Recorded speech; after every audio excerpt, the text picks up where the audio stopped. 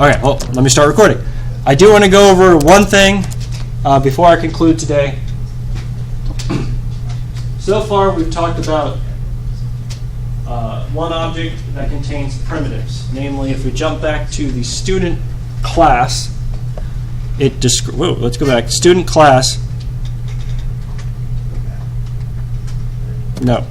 Student class, you'll notice that I only have essentially primitives right here. Or I do have a string object that's part of the Java util. So I can include other objects. What I want to show you is how we can start composing objects of other objects to make our lives easier. For example, you have a classroom. Your classroom may contain seats which can have a student in it or not have a student in it. So if I go back here, new, Java class, and I'll do classroom. And for sake of argument, well, hold on. Did y'all do arrays in C++? Yes? Great. So you may have in here private, it's going to be a student array with some seats. Okay? So you have a classroom with some seats in it. In here we have, I believe, 24.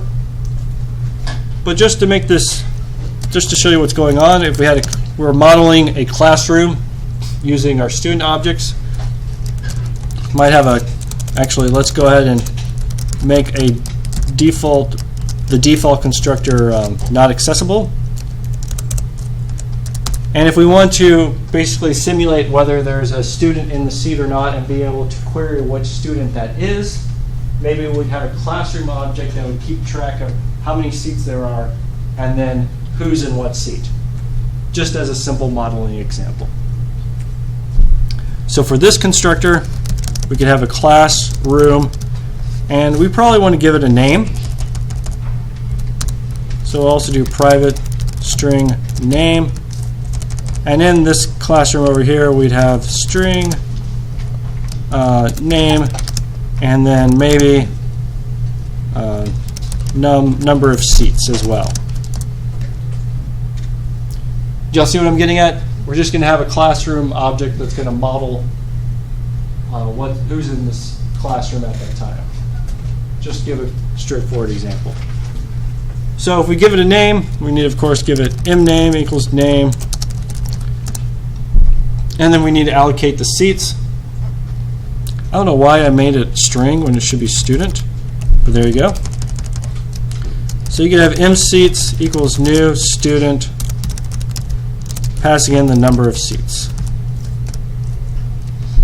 And that would actually allocate an array of pointers to student objects and would initialize each position to null. So the point of this I'm trying to get to is if you did public, let's see, set student int position with the actual student,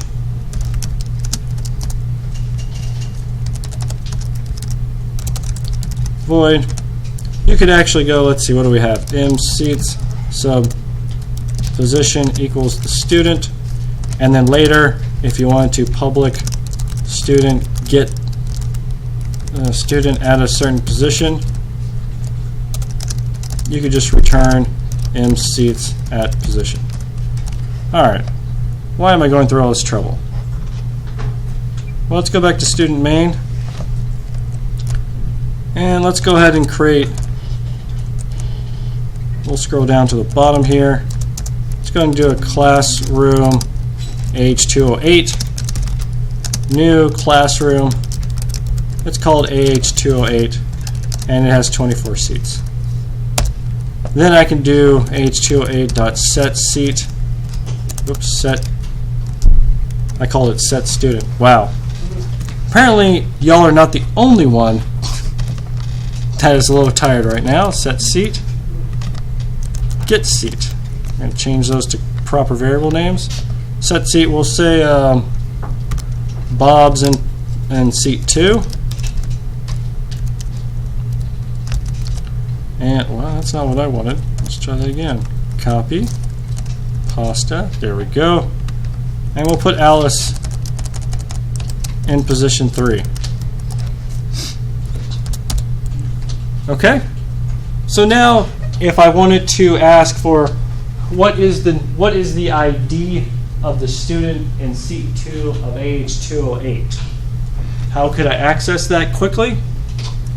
I can simply do system.out.println AH208.getSeat position 2, which will return a student, and then I can ask what's the name, and it will print out the name. What should, or the ID, I'm sorry. And what should that ID be in this case?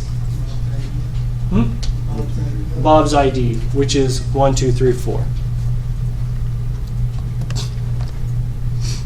Okay. I want to at least get that in your mind about how you can really paste things together to actually make your lives a little simpler.